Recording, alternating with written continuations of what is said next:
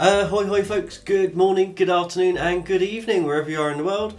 My name's Sean, aka Uncle Frogface, and welcome to today's video.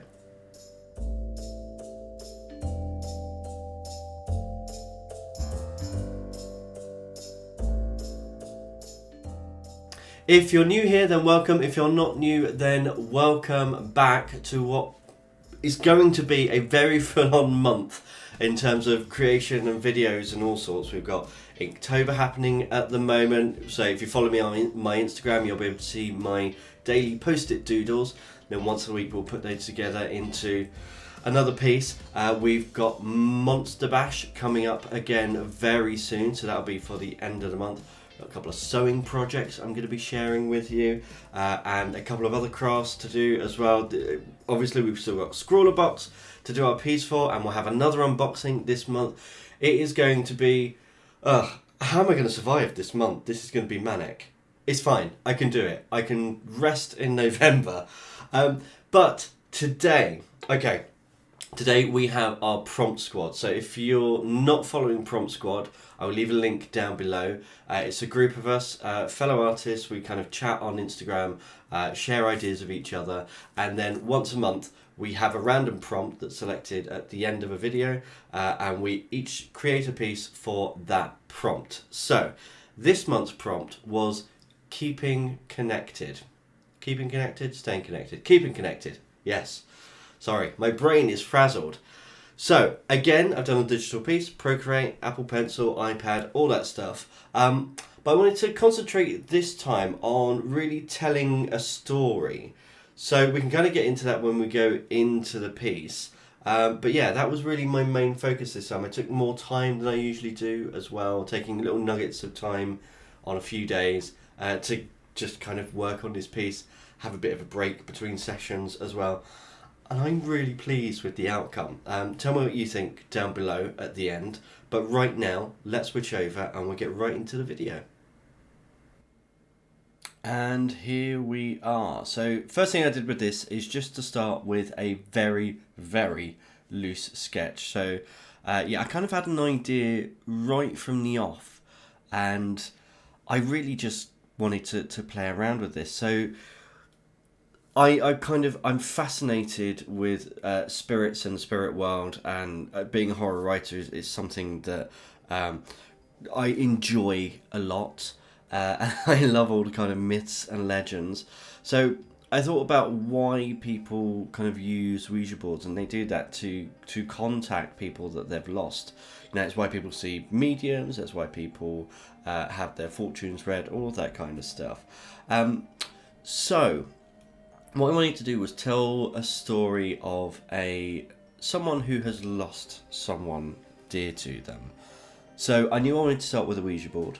I knew I wanted to start with someone kind of playing with the Ouija board to make contact, and then the rest evolved from that.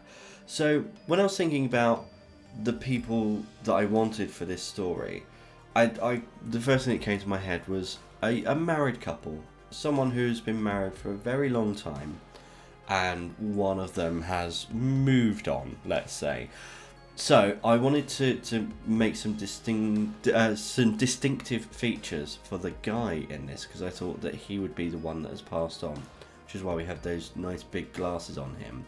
And once I've done this little picture, I can pop it in its frame, dirty it up, give it a little bit of age.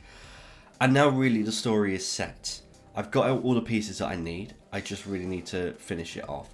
So, with our Ouija board, we have a planchette, which is our little tool for moving around the board. I really had fun with texture in this. You know, the creases in the tablecloth, the folds in the photograph and the dirtiness, the texture of the wood as well, both in the board and the planchette, and making them slightly different from each other.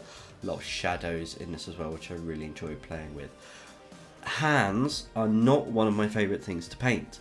They're actually something I struggle with. I last year, maybe the year before, I did the 100 hands challenge, which nearly broke me. But I learned a lot about drawing hands when I did that. So this for me is a fairly basic example of hands. But I did have reference. Well, not really reference. I had something in mind whilst I was painting these hands. and that was Titanic and the old lady from Titanic, and the way her hands are very old, the skin's very loose, they're creased, and I wanted to add a little bit of glamour to this lady. I thought she'd be someone who, even though her husband's passed on, would still kind of maintain her nails and her skin and all that kind of stuff. So I didn't want to go kind of old crone, but I still wanted to have a bit of age there. And this is all about building up layers, building up the lights and the darks. I started with a fairly green base as well, because I think that works really well, the skin tone, and then layering kind of the pinks and peaches on top of that. And then a really important part of this is the wedding ring, of course. That's what's connecting her to her husband. But again, to show that age, liver spots. Who doesn't love liver spots on the hand? And again, this was just another layer on top. Had a bit of a play around to see if any of the layer styles would suit it. But actually, this is just painted on as it was, just with a little bit of opacity. Some veins as well, which I think was an overlay layer. And then we're dropping in shadows, a little bit more work on those nails. I think they were standing out a little bit too much. So I think we're about done with the hands, still kind of tweaking with them a little bit. And now we need to bring part of the husband in. So we've got the photograph already, but I wanted to bring something of his to the table. So I thought his glasses would be the perfect thing. They were the most prominent thing in the photograph that we have. And actually was really simple to do in Procreate. Love Procreate for this kind of thing. And now this is kind of the crux of the story, that she can't see or feel him, but he's there anyway. So another hand, again with a wedding ring to show that it's her husband. And I've done a very loose sketch. I'm using that sketch as part of this hand. And then just very basic shading and blending. And there you have it, all completed. Like I say, I really enjoy doing this one.